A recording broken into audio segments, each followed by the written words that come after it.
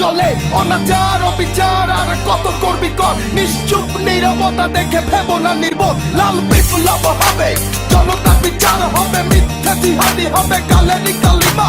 অবাক পৃথিবী রবে তাকিয়ে তোদের দিকে ঘৃণায় ফেরাবে মুখ বলবে জানাকা অবাক পৃথিবী রবে তাকিয়ে তোদের দিকে ঘৃণায় ফেরাবে মুখ